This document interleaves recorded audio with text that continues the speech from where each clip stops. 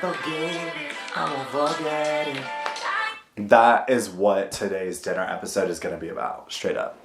I might forgive it, I won't forget it, right? I know people say that all the time, but I'm trying to just dive deep into the cliche saying because I think there's so many important factors to this. Because I just went through an experience with a family member where they asked me for forgiveness, and there was a really phenomenal conversation I had among that. But I want to start this episode off by saying every time I get into these dinner episodes and end a dinner episode, I'm like, I am going to scrap this series and I am just going to say, like, we're done for years. And then a week goes by, life happens, and then I'm like, let's bring this to dinner. Let's get cathartic, therapeutic together. Let me just juice out what's going on in my life and let me be really honest and vulnerable with this dialogue so I can hold myself accountable, but also I can share in case anybody out there agrees, anybody out there can relate, whatever it may be, there could be something to take away from this. But I recently, in my experience, was asked for forgiveness from my grandmother. And there's a very long story between my grandmother and I, but my grandmother, along with her husband being my grandfather, they decided to end our relationship when I turned 18 and I came out of the closet. They didn't believe in me being gay, not that it's something to believe in or not, but they weren't okay with it. And my grandmother had really horrible words for me, and she said really horrible things. And I am being public about that because I don't think you guys will ever find out who my grandmother is, and that's not a level of privacy that I think they deserve, because it is still my story and something I'm more than happy to share. And as a young gay who was abandoned by two grandparents that he deeply loved his entire life until this knowledge came out about a very small part of myself, which is my sexuality, causing them to want to just up and abandon a grandchild, being myself, I think there was a lot of learning lessons that came from that. Not only was I communicated in a very horrible way, it allowed me to then set boundaries within my family, a place I had never really exercised before, and was something that I went into quite a bit of therapy at GSU, at college, to work through. I wanted to set up new boundaries between never letting them be able to speak to me like that again, creating boundaries with my own father even. But beyond that and all the hard work and all of the learning lessons that brought, I recently was reached out to by my grandmother in a letter asking for my forgiveness of what occurred 10 to 11 years ago. The abandonment. Beyond the abandonment, the things that she said to me, which I won't give in detail, but it was things that no one should ever say to a grandchild, in my opinion. And I have to say, I think it brought up a very interesting conversation between my father and myself, because there was one thing that I see in older generations, and I definitely don't think it's everybody in this generation, but there's a level of them just wanting to say, let's start fresh, let's forget the past, let's just move forward. And I heard my father say that, and I have a very loving, phenomenal, healthy relationship with my father today. It took us many years to get to that point, and I'm very proud of it. But it allowed me to be direct in communication with him and say, no, that is not the way I'm going to operate with this, and this is not the way I'm ever going to try and operate going forward.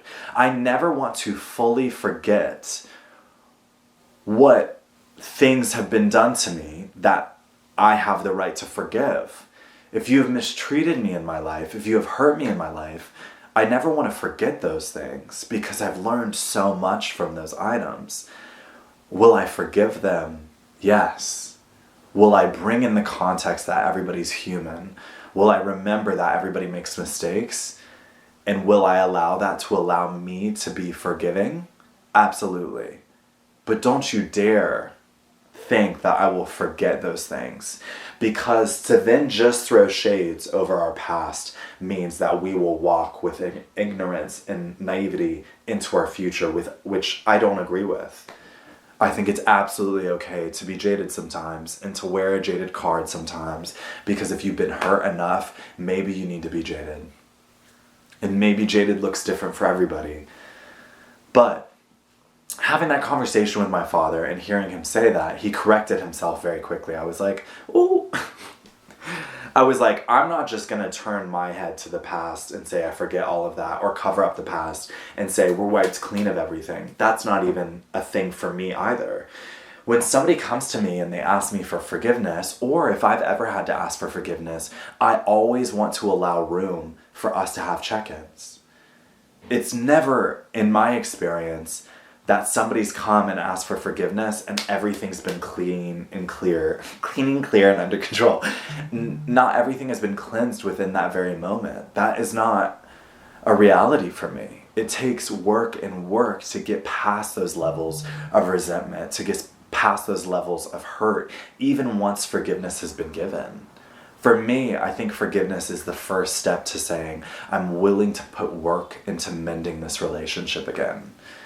And that's what I wanted to share with you, pumpkins, as I never expected to receive this letter. I never expected to be in this full circle situation with a grandparent of mine. To be quite honest with you, I never expected my grandparents to leave me like that, but they did. And now, as one of my grandparents is closer to the end of their life, they're now asking for forgiveness. And I'm in a very healthy place where I can choose to forgive in this moment. But how foolish would it be of me to ever forget? And no, that doesn't mean I'm just going to constantly resent her. I want to work towards that, and I want to work towards getting past that. I think, like I just said, the first step is acknowledging that now I'm ready to try to make amends. Forgiveness is an interesting thing. Forgiveness. If anybody knows Just Friends, sing it with me. Forgiveness is more than saying sorry. Sorry. Forgiveness. She had it. She was preaching a little bit on a Ferris. Just Friends. She had it going on. Forgiveness is more than saying sorry. Forgiveness is really so much work.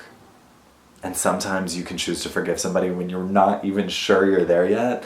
But to end this off, forgiveness can be the start of a willingness to make amends with somebody. But please do not forget, because there's a wealth of knowledge behind all that you went through when you were mistreated or you were hurt. Pumpkins, this felt like a shorter dinner episode. And I really want to know what you guys think about forgiveness. I know some people out there who are so black and white about things, and they're like, I won't forgive people for shit. If you hurt me, it's done, it's out, it's never again. I would love to know why. I would love to know what brought you there. And I would love to know if you feel like that comes with benefits, or if it can come with some cons. Let me know the pros and cons. Pumpkins, as always, thanks for checking in. Thanks for sitting down with me. And I will see you on the next dinner episode. Mwah!